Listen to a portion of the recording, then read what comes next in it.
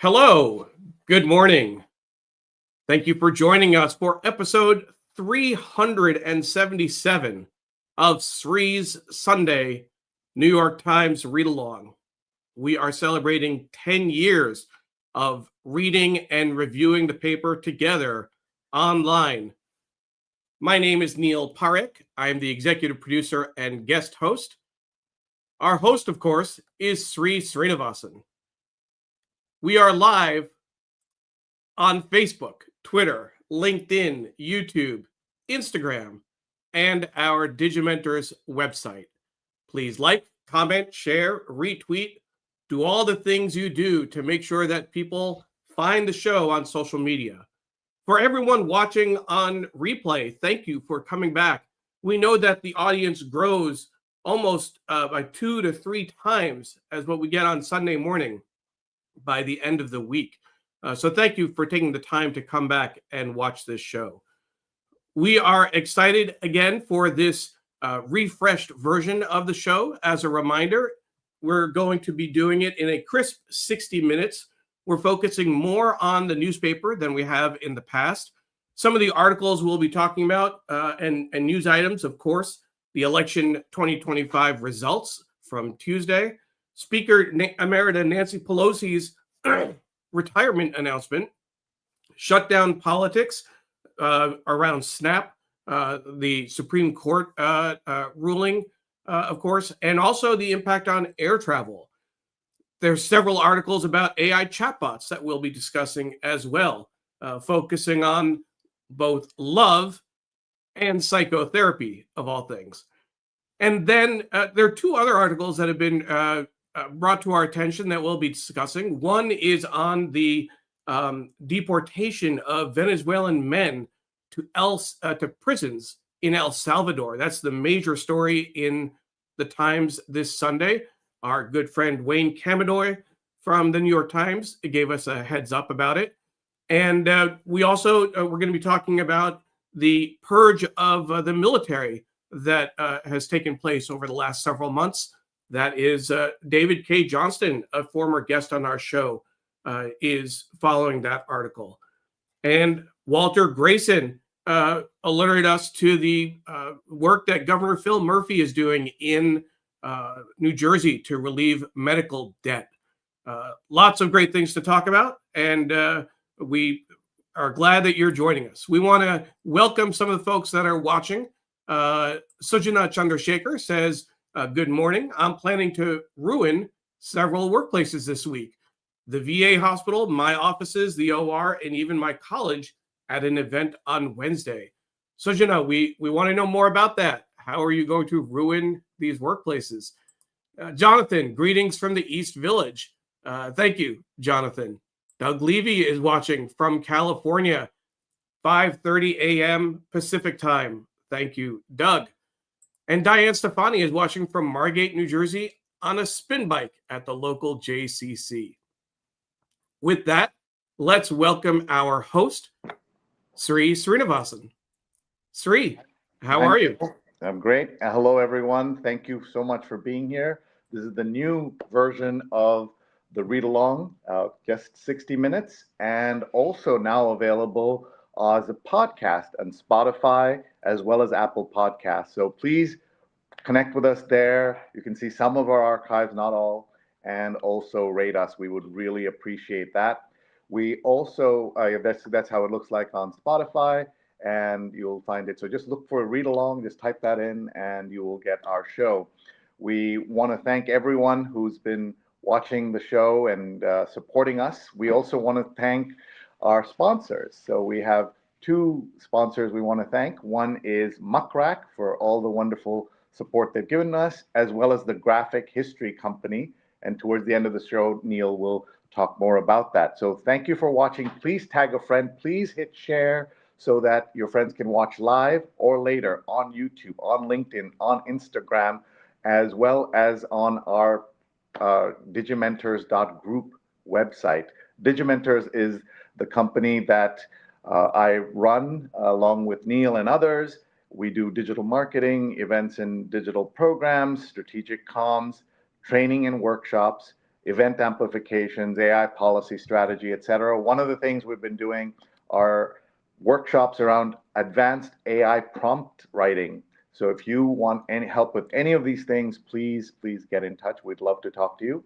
And yeah, this is how I used to teach. You can see I had hair in 1998, 25 years later. The hair is gone and AI has eaten the world.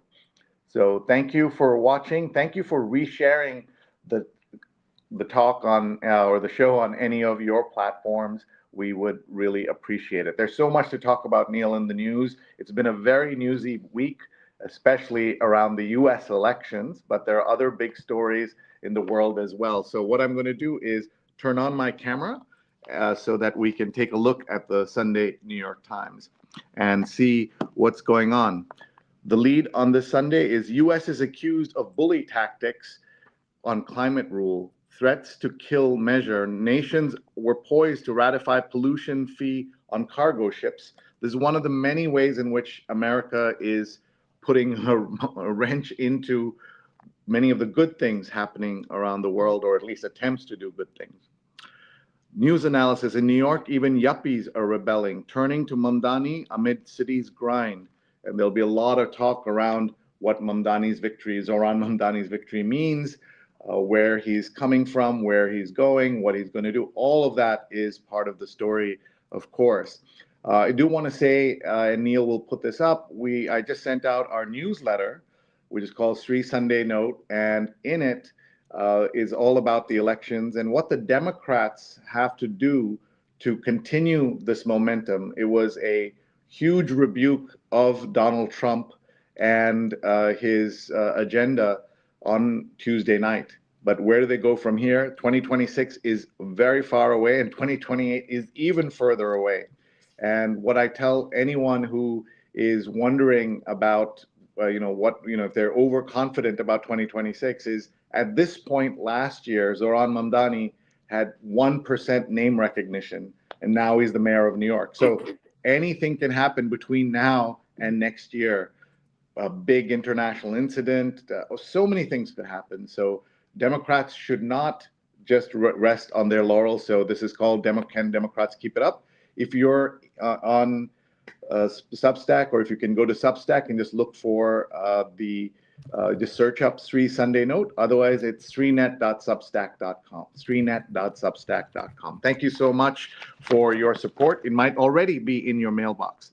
And then here is that dramatic story about Salvadoran prisons, a story that everyone should read. Beaten, trampled, and tear gassed after deportation to a Salvadoran prison. Here's Jason Silva, 24, was among 252 Venezuelan men sent by the Trump administration to the terrorism confinement center.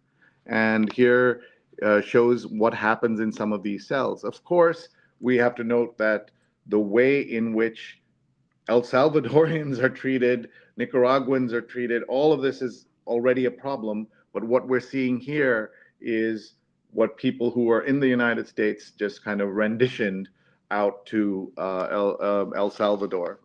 So please take a look at that. Let's see what else is on the front page. A story about the Sierra Club. You may know, a legendary organization working for environmental issues. And it's mired now in discord after its push for social justice.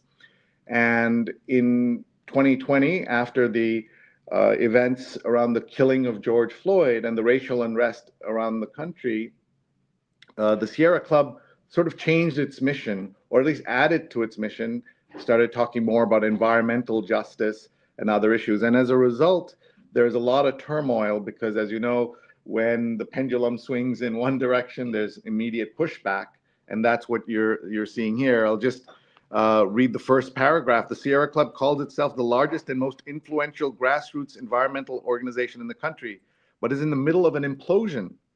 Left weakened, distracted, and divided, just as environmental protections are under assault by the Trump administration. So you can take a look at this. Here is an old picture from 1966 of Sierra Club trying to save the Grand Canyon.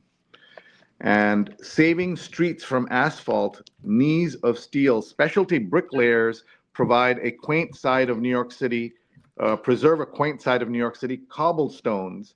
Knee pads are handy. And there you can see the cobblestones being put on some of the streets in New York. I think European cobble streets, Neil, are like round, but these seem a little different shape here. And that's on the front page of the Times. We want to mention a story that I don't think is in print this today, but our friend David K. Johnston, formerly of the New York Times, who writes very important books and articles about the Trump administration, holding them to account, has told us about a story around the military purge, about how military leaders of all kinds are being purged from the U.S. military. You can see the headline there. So it's online. You can find it. Hegseth is purging military leaders with little explanation. And this is a man, as you know, who was a very junior officer in the armed forces, became a Fox News host, and now is kind of lording it over the entire, top military brass. And we do have in the United States the system of a civilian in charge. And this is a very unqualified civilian, even though he's been in the service. He has not done anything substantial to run a $1 trillion organization. And here you can see many of the people that have been purged are men and women of color and just women in general. So that's one of the reasons why this story is worth looking at. It's also, Sree, in addition to the initial purge of men and women of color, women in general, also anyone associated with generals that President Trump had an issue with, in particular General Miley from his first term. People who served in his command have been blocked from promotion and drummed out of the service. It's definitely worth reading, and we definitely appreciate David K. Johnston, former guest on the show, for bringing it to our attention. We'll share the link, a gift link to the article, both on our website and in the chat.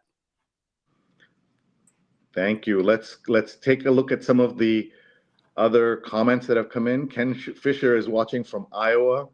It's sunny and cold Iowa, and we know, of course, that in about a year's time, Iowa will be overrun by people who are running for office. So we'll see that. That's a way to kind of tell if folks are in fact interested in running in 2028. George Matthews says, good morning from Shore to Hills, New Jersey. Excited to hear from Sree et al. About our new mayor-elect, Zohran Mamdani. And this is an example of a New Yorker is always a New Yorker, no matter where they live. And George now lives in very wonderful part of New Jersey, but still has that New Yorker roots. And lots of things to talk about around Zohran. And of course, we'll always take your questions and comments and read them out when we can. Thanks for that. Let's see who else is watching. And Jonathan says yuppies still exist. That was a reference to previous story. And Sujana says that Ross Douthat article in New York Times, first title, Did Women Ruin the Workplace? Now third rewrite of the title is, Did Liberal Feminism Ruin the Workplace? This is not your father's NYT, Neil Parekh, and that's a reference to Neil's dad, wonderful journalist in the ethnic press, who a former lawyer who then ran a major Indian newspaper. And when he passed away about a dozen years ago now, one of the things that Neil and family did was have him have a Sunday New York Times in the casket for the cremation. And it's an incredible story. That's one of the things that brought Neil and me together. When he saw that I was doing this read along, he just jumped in to help. And it's changed how we do our Sundays and how we spend our Sundays. So thank you. Dr. Tachi watching from Fort Lauderdale. And Carol King, good morning from Tampa Bay.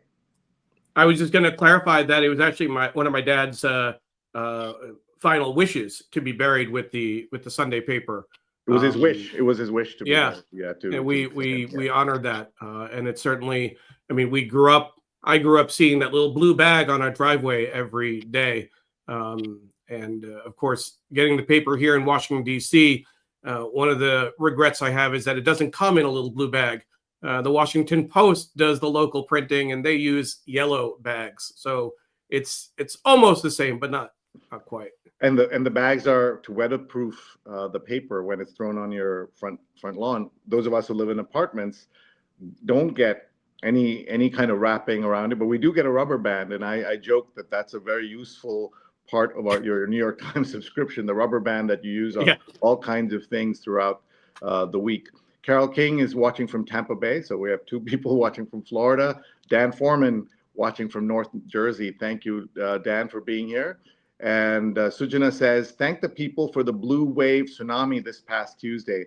All 31 Moms for Liberty candidates in contested elections lost. We, the people, have the power and need to use it. For our non-American watchers, the Moms of Liberty is a super right-wing group that fights for the Trump agenda and more. So it's kind of a MAGA for women, though, of course, there are lots of women in MAGA. And Chris Gorman's watching from New York. Happy to have you here. Ellen's watching from the Upper East Side. Ravi is watching from Bangalore. Thank you so much, Ravi, for being here. And Sujana is throwing in some Bangalore references and some Kannada to talk to Ravi. And Ravi is saying the headline is Donald versus Zoran. And this is not a fight that Zoran shies away from. As you remember, Neil, he said on the during his victory speech, he said, Donald Trump, I 4 words for you: turn the volume up and kind of pay attention. And Wayne is telling us that Purge article was on the top of Saturday's A1.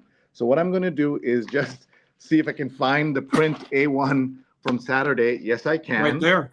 And there it is. The unusual purge of top officers in the military. Hegseth's moves create an air of distrust. And these are some of the people that have been purged. Wayne is a designer at the New York Times on the print edition and does digital stuff, of course, as well. Wayne, thank you for your support. And we should remind everyone, this is 10 years of the show.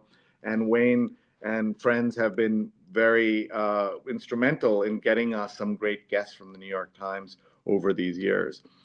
Sree, we'll also, while Wayne is on the screen with a comment, if you go back to today's front page, the article about the Venezuelan men being deported to a maximum security prison in El Salvador, there's several pages inside the paper, which we'll get to later. But Wayne, thank you so much for sending us the PDF. We have put it on our website. So if people want to download the article, we'll share the link as well. But if you want to download the PDF of this article, you can find it on our website. So you just go to digimentors.group, look for the read along, look for this episode 377, and you will get the PDF of this. So this is a wonderful way for us to collaborate with the New York Times. We should say that we are independent of the Times. We are not sponsored by them in any way. Instead, we have a working relationship to get guests from the show onto our air.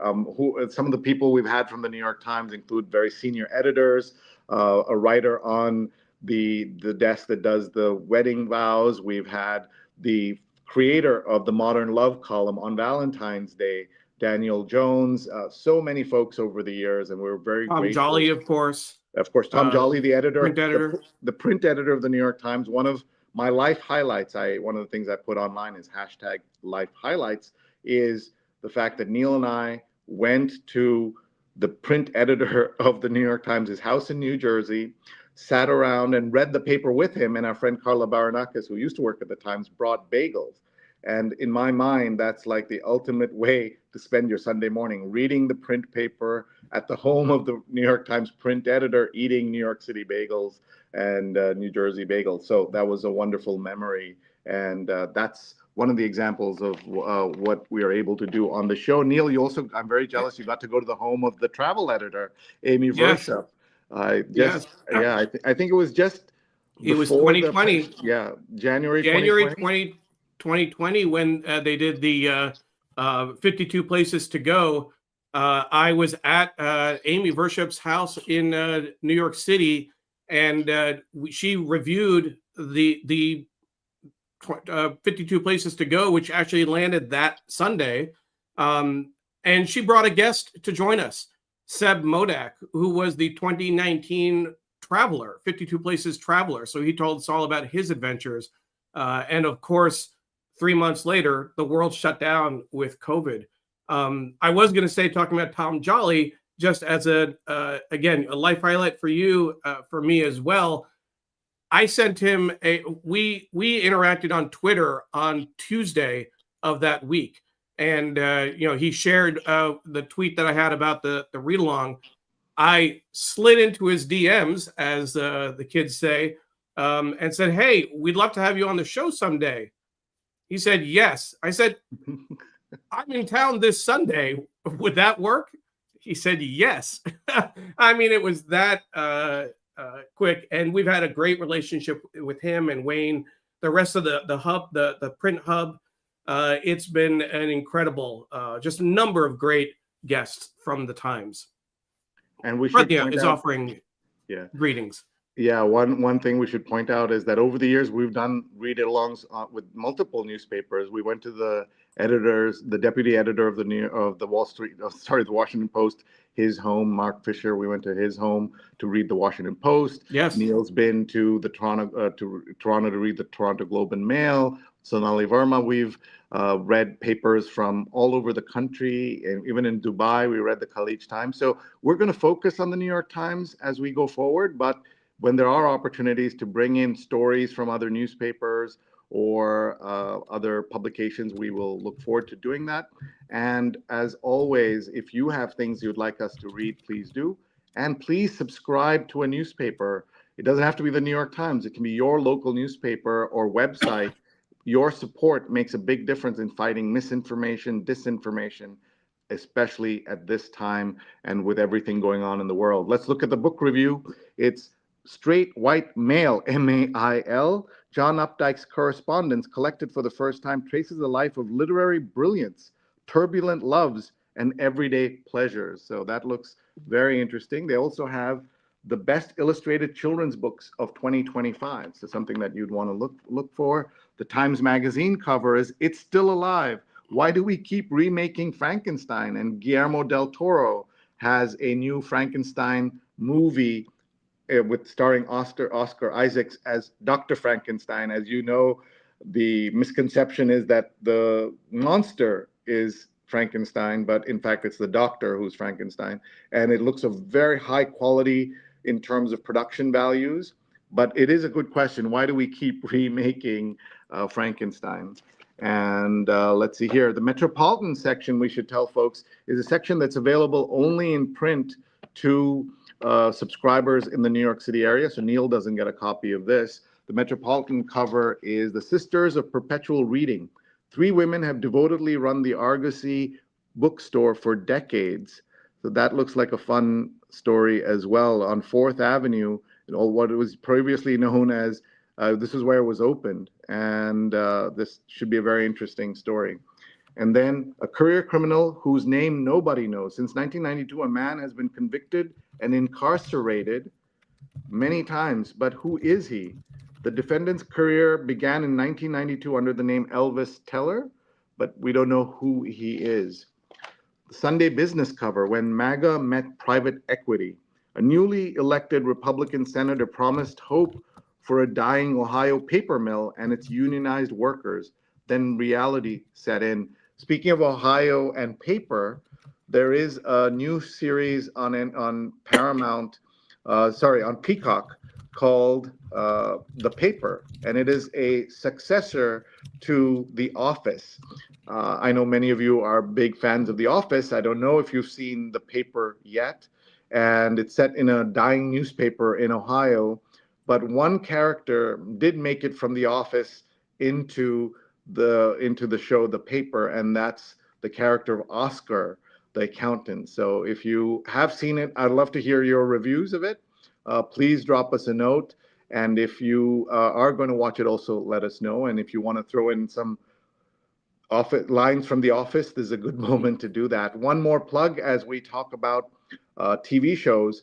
There's a new show by Vince Gilligan the creator of the Breaking Bad universe, and as well as Better Call Saul, one of my favorite shows of all time. I don't know if Neil is a fan.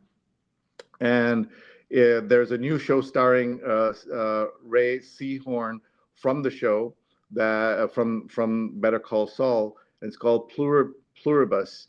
And I've not seen it yet, but the reviews are incredible. It's 100% on Rotten Tomatoes. It is on Apple TV. And I find it very frustrating, Neil, that all these different things that you have to sign up for, when we were here in the 90s and 2000s, you paid a cable bill, which was way too high for lots of channels you didn't watch, but at least you knew everything was there.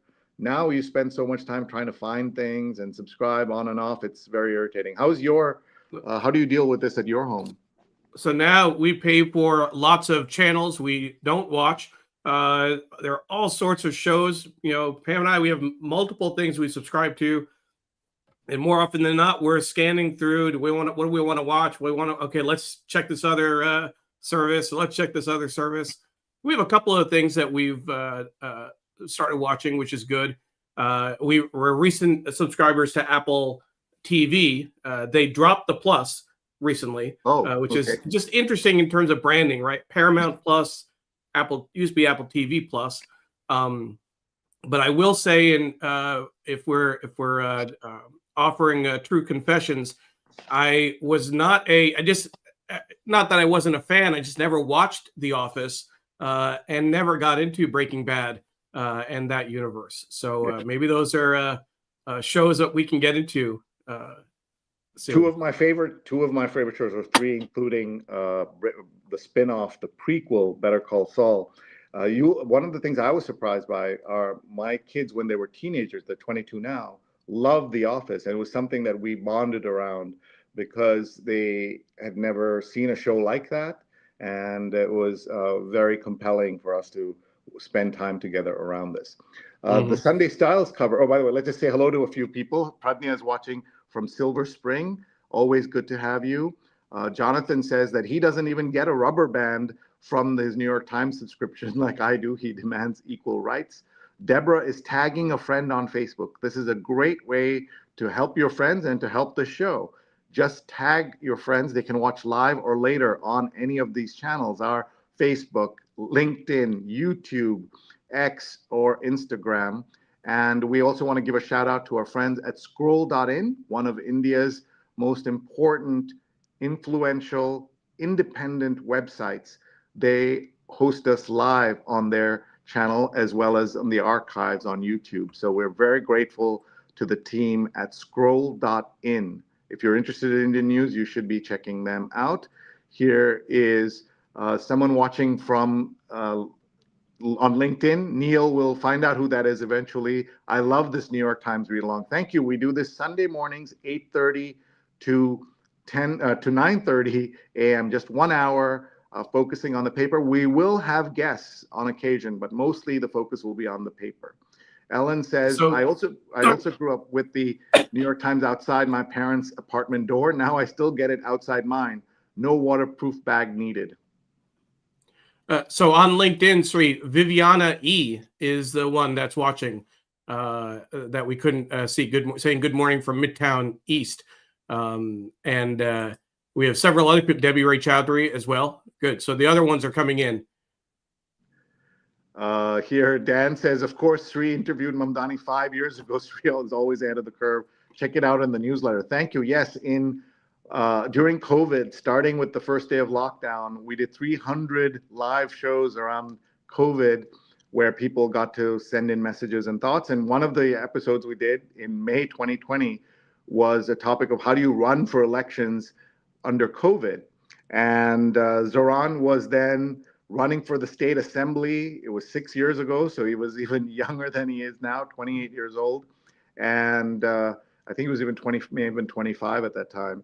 And a lot of the things he has now grown into, and a lot of the positions may have been adjusted and how he speaks and everything else, but you can see the charismatic young man in there. And you could see that he also got caught up in a lot of the fervor around the Black Lives Matter movement and others. So that passion you can see there that he brings to almost everything he does. Thank you, Dan, for watching and highlighting it. And Kiran is watching on X, and she says, DC in the house. Thank you very much. And Jyoti She is also, watching. she also reposted it on X as well. So thank you, Kiran, for that. That's great. Jyoti is watching. Good morning. Love the read along. Thank you. Sundays, 8:30 a.m. And you can find us now. This is brand new on Spotify and Apple Podcasts. Just look for the read along or NYT read along. And there you'll find archives, about 20 episodes or so, 15, 20 episodes. And then going forward, we'll have everything there. Neil, you put this up. Today's show will be up in a couple of hours. Shortly after the show. It'll go up fairly quickly. It'll only depend certain Sundays. If I have plans right after the show, it may be a little delayed, but it'll go up fairly quick. After you finish this round, Sree, there are several comments on Twitter I'd like to bring in as well. Sure. Naomi says, greetings and salutations from Rhode Island. Thank you. Wayne says, incredible reporting on this. This is the story of the men who've gone into prison in El Salvador. Incredible reporting. The men are brave to tell their stories of the imprisonment and torture on the record and to be photographed. Very dangerous thing to do, but they have done it. And again, if you would like to get an exclusive PDF of the mini report on this story, if you go to the read along page on digimentors.group, you will be able to find this episode, and there you can download the PDF for free. And I think teachers will find it very useful, and professors, as a moment of where we're living right now and how we're living right now. And you may want to discuss it with your students. Parents may want to show it to their kids. And of course, you should share it with your friends. You can download it, send it to your friends, tell your friends to go to the read along page on digimentors.group. And let's see a couple more, and then we'll go to Twitter. John's watching on YouTube. Thank you, John, for your support, and everyone should check out his podcast, the Irish Stew podcast. We have someone else watching on LinkedIn, and we see Diane is tagging somebody. That's really great to see that. Yeah. That's Raja Gopalan watching. Oh, from thank you, New York Raja, City. for watching. What happens with this StreamYard tool that we use is on occasion the LinkedIn name doesn't come through, but no fault of the person doing it. And Dr. Tachi says, cable was a complete ripoff. It makes me more prudent with the choices to do the streaming options that she makes for viewing, especially since I refuse to pay for extra services. That's a strong push for streaming there. And Deborah says, we watch PBS, especially on Sundays, Masterpiece Theater, etc. Naomi says the studio was everything. And Deborah also says, shout out to all our brave veterans. That's great. All right, Neil, let's go to a round in Twitter, please. Just a few quick posts. John Lee, you mentioned the Irish Stew podcast. So I wanted to thank them for sharing it on Twitter. Irish Stew is in the house as well. Our friend Juntai replied to the post. It's fascinating how varied the topics can fundamentally shape our worldviews. Let's dive deep, shall we? And John Lee also shared it from his personal account, which we appreciate. And then, of course, you see Scroll and Kieran reposting it. Anita B. Green, Anita Joe, on Women as CEOs Workplace. My favorite read is Everything, Tom Peters' Extreme Humanism.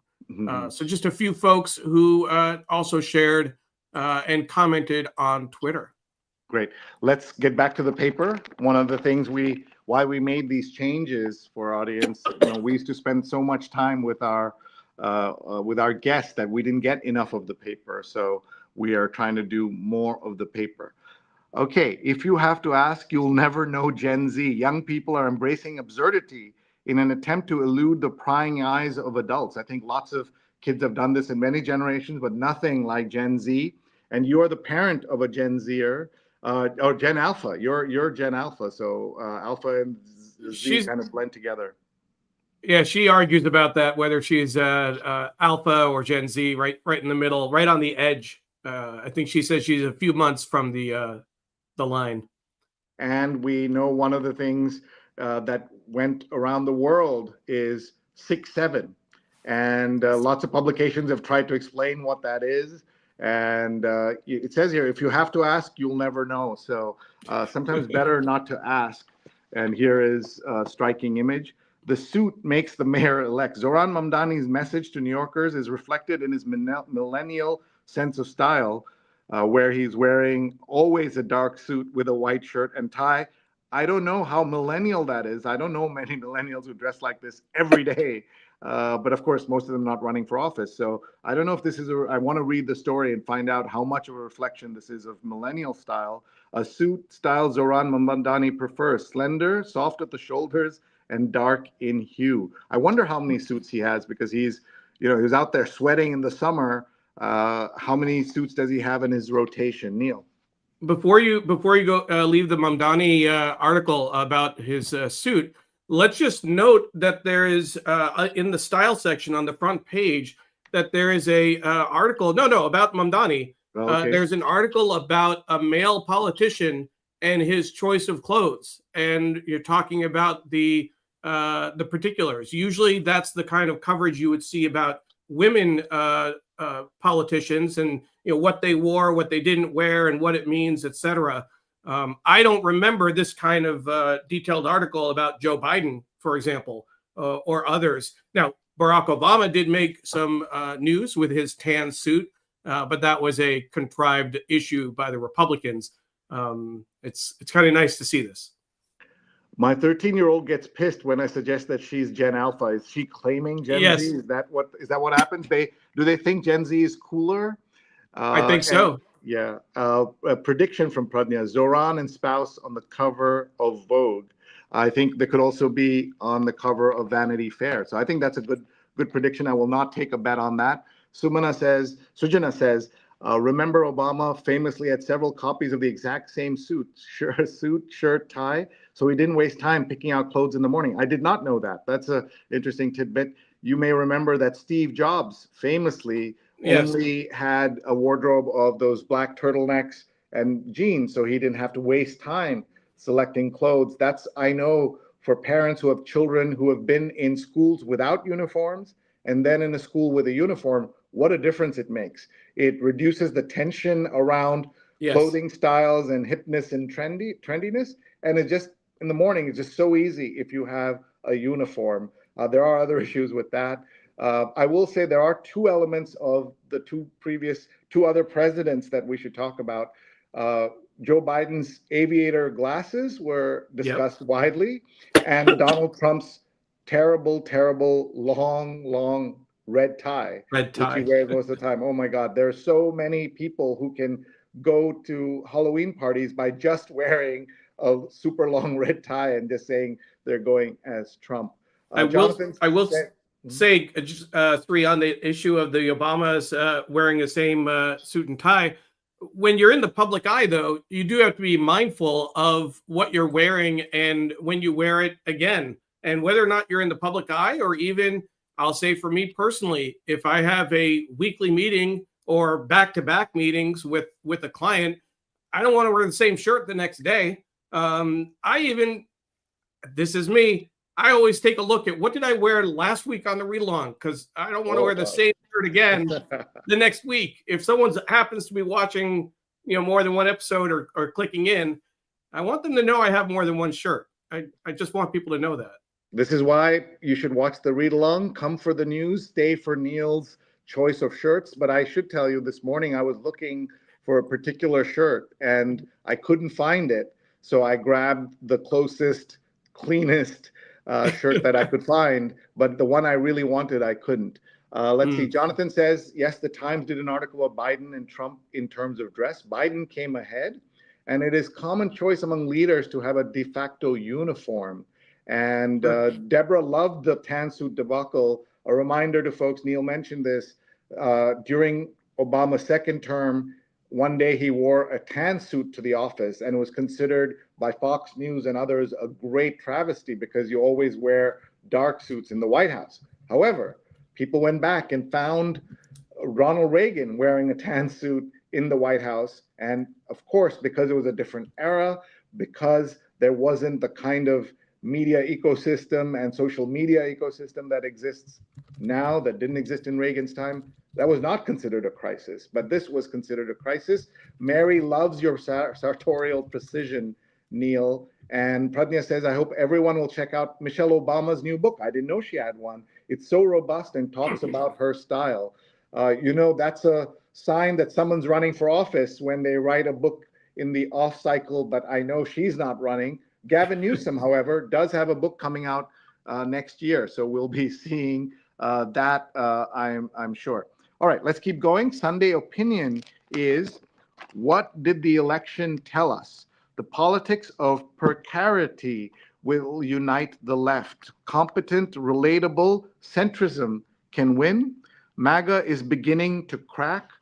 And Trumpism remains the Republican future.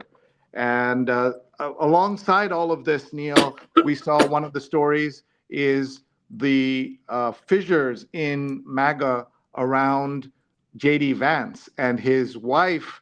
He did not, when he had the chance to praise his wife's religion, he chose to kind of denigrate her and say, I hope she converts to Christianity.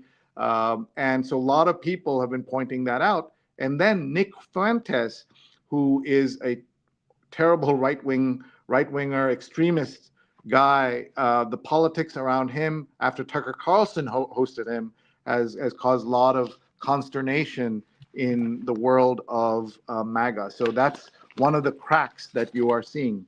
Real estate cover. In this house, here a kitchen, there a kitchen. In his Minnesota home, the celebrity chef Andrew Zimmern can go from wok to hearth to grill, 9 of them. I think this means he has 9 kitchens, but I will say one of the things you will find in some older New York homes is that people kept a kosher kitchen, and in some places, if you had, because of the way they kept their kitchen, sometimes there was a secondary kitchen, especially if you had roommates and things like that. But this is taking it to the max here. And let's see, the Arts and Leisure cover is about holiday movies. Global fame, big ambition. In the second Wicked, Ariana Grande shows just how much further she can go as an actress. Have you seen Wicked, the first episode, part 1? We did. Okay. We did, and we'll definitely see the second one. All right. And looking at the chemistry, complexity, and last-minute casting of a new Knives Out movie. I've seen several of those, or I think a couple of those, but there are several of them. One movie that was in its spirit was the TV series The Residence, about a murder in the White House this summer. I know that was good. The Residence. Yeah. A select list of this season's most anticipated new releases is on here. And one thing we missed was the New York Times Magazine. I guess we did see it. I'd forgotten. The cover. Yeah, we talked about that already. So if you look inside, Sree, in the magazine, if you look inside, there's a very interesting article about AI chatbots, about how people found love through chatbots. It's a major story online. Relationships with a human results, yes, or relationship with the chatbot? No, relationships with an AI chatbot. Okay, it's a whole new world. Yeah. So one of the things you hear about these stories about chatbots, and a lot of them can be funny, unusual, but there are also multiple lawsuits around brought by families about their loved one having been prompted, so to speak, onto suicide and self-harm, which is a real part of the story. So I want every parent who has kids who have access to ChatGPT or any of those programs to be aware of this and to talk to their kids about this. The reason that they've been so, in a terrible way, successful in doing this, it's not that many cases, but even one is too many, is that one of the things that OpenAI and ChatGPT, all these other tools are doing is trying to please the person who's typing. So they then get into being nice to them, being extra nice, and then you don't have that in your real life, so you think there's a real person, and then that goes into a spiral that can be a problem. So please be aware. We talk about the evils of social media all the time, but we want everyone to be aware of this aspect of it as well. Sree, Story on electric in that vein, there was an article earlier in the week about AI chatbots, so we talked about the one about love. There was also an article about AI chatbots and psychotherapy. Are AI therapy bots safe to use? And I think that's also a very interesting story to look at. Psychologists and technologists see them as the future of therapy. The Food and Drug Administration is exploring whether to regulate them as medical devices. I know that at one point I remember reading about how one company was uploading recorded transcripts of therapy sessions to train a chatbot on how to respond to different issues. That might be a topic we take up on the show that I do on mental health, Shining Light on Shadows. We haven't gotten into AI chatbots yet, but that's certainly on our radar. While we're talking about that, I do want to give a quick plug for this Thursday's show, Shining Light on Shadows, a candid conversation about mental health. We're going to be focusing on perimenopause and mental health. And instead of having one guest, we're going to have 3 guests join us. Dr. Ellen Albertson from the National Menopause Foundation. Thank you, Pradnya Haldapur, for helping to make that happen. Lisa Falcone, a nurse practitioner with the Life Cycle Wellness and Birth Center. And Aisha Sultan, who is a columnist with the St. Louis Post-Dispatch, who's written about her own experience around perimenopause and mental health. In December, we're going to do one show in November and one in December because of the holidays. We're going to actually focus on menopause and mental health. And our colleague Jenny Lazarus from Digimentors is going to be a guest talking about her own experiences. Lisa is going to join us again. And then Candace Sanchez, the host of Unspoken Conversations with Candace, will join us. So please join us this Thursday for perimenopause and mental health. I am very proud that we'll be talking about these issues. And I know that there are a number of people who are looking forward to this conversation. Thank you, Neil, for all you do around the topics of mental health, and these particular shows back to back about women around menopause, I think, is very, very important. Let's see who else is watching. Paula is watching from Tallahassee. Linda is watching from Lancaster. And Diana says, my kids have a healthy distrust of AI. My husband is an AI, so we show them the bad sides up close. And Diana's watching in California, where it's 6:15 in the morning. So hi, Diana, and thank you for watching. And Carol says, how about AI chats and the concern of increasing technologies of surveillance? An important topic to keep an eye on. Neil, time flies when you're having fun. We only have about 15 minutes left. That's how fast this is going. So let's just take a look at what else is in the magazine. Jennifer Lawrence regrets everything she's ever said or done. Wow, that's provocative. An interview with her. And a couple of other things. How should I deal with my horrendous sister-in-law? Well, I just want to say that my sister-in-law is great.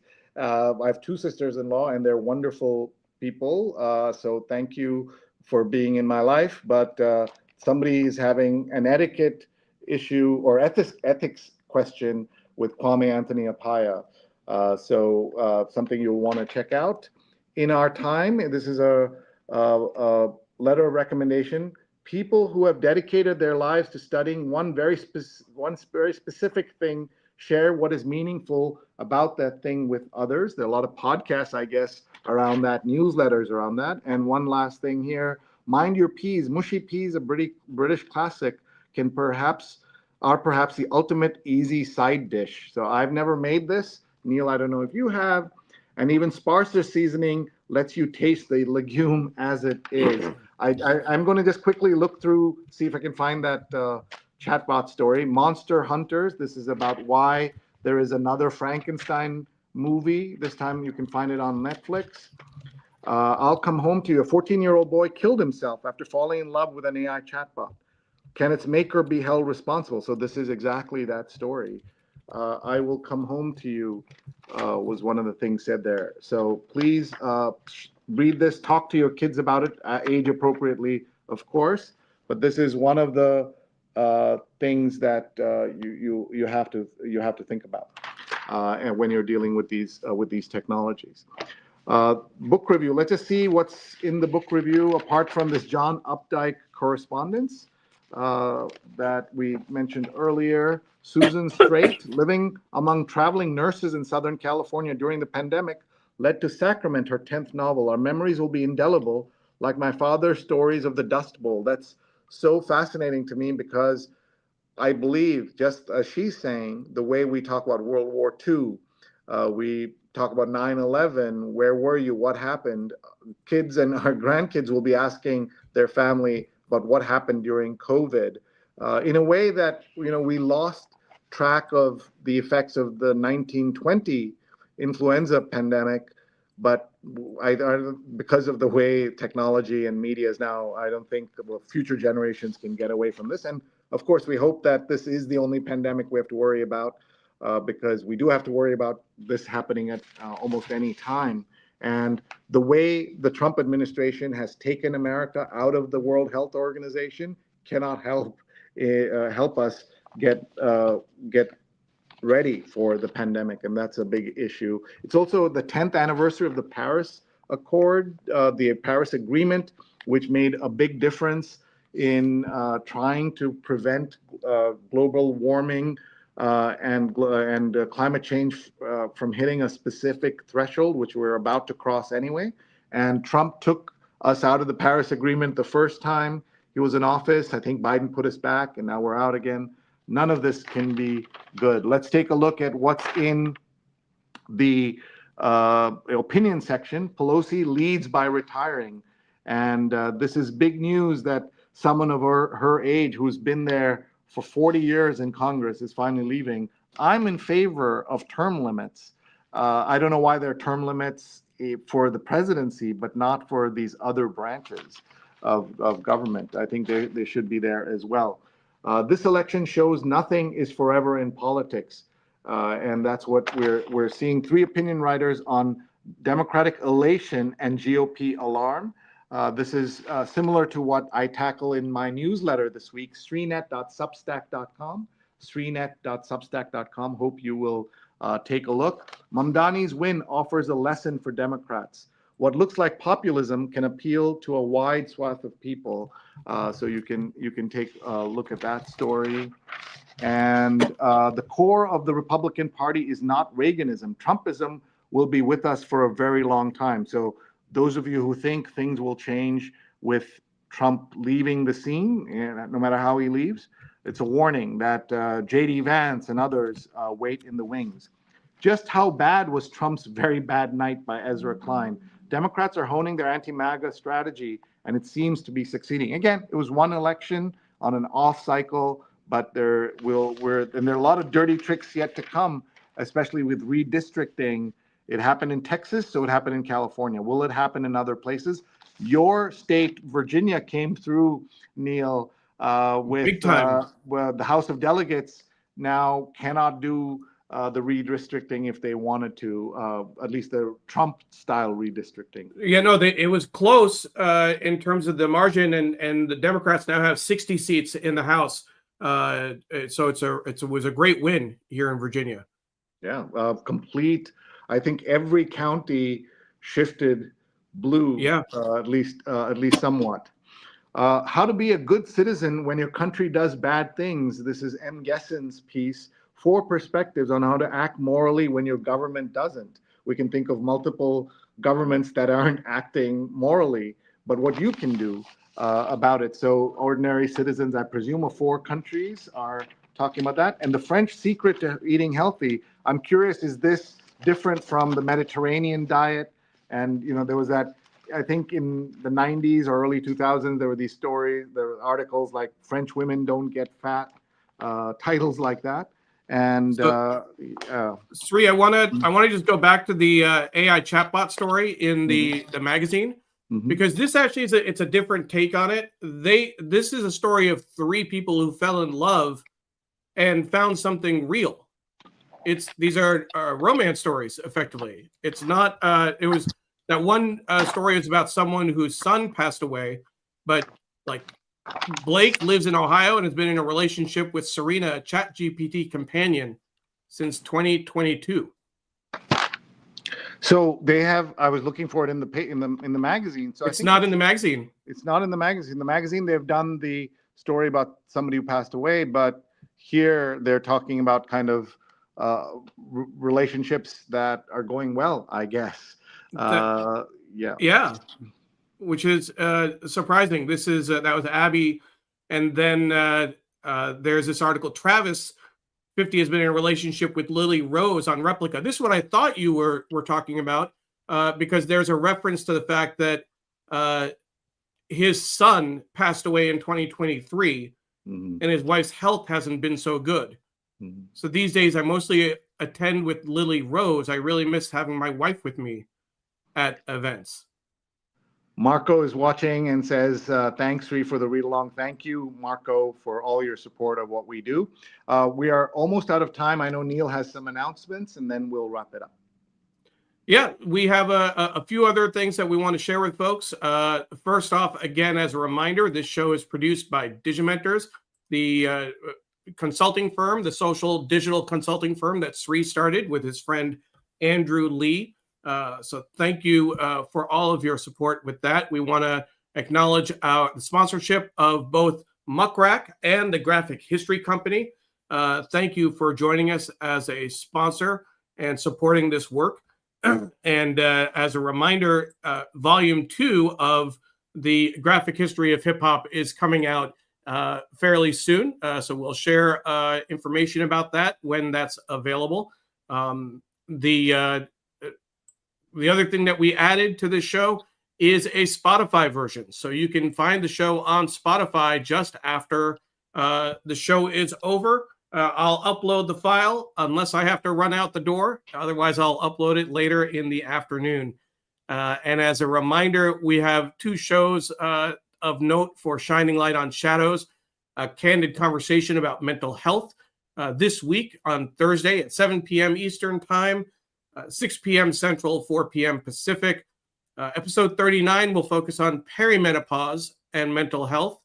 And then in December, episode 40 will focus on menopause and mental health.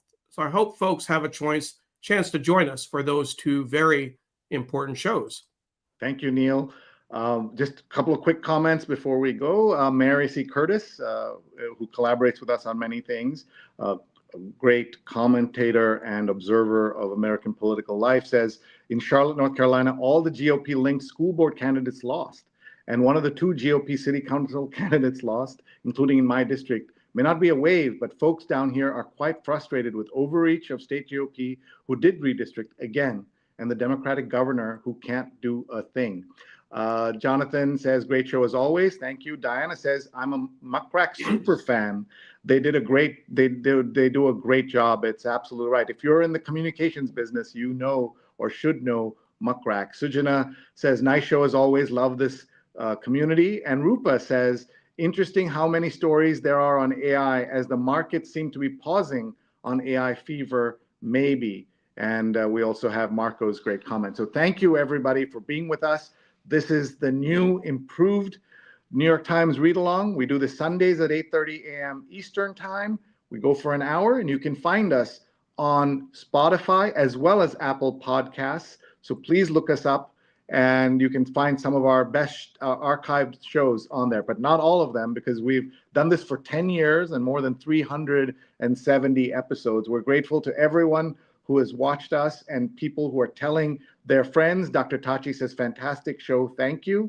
And we are just grateful to this community for being with us. So thank you very much. We're looking forward to seeing you next Sunday, 8:30 a.m. Eastern. Neil will be in the chair because I will be traveling. I'm going to be in Dubai, India, and Singapore for a couple of weeks. And so Neil's in charge, and you'll have a great time. So do come back Sundays, 8:30 a.m. Eastern Time. Thanks very much. Thank you, everyone. We look forward to seeing you. And again, 10 years for the show. Absolutely incredible. Thank you for all the support. We couldn't do it without you. Have a great week. Bye-bye.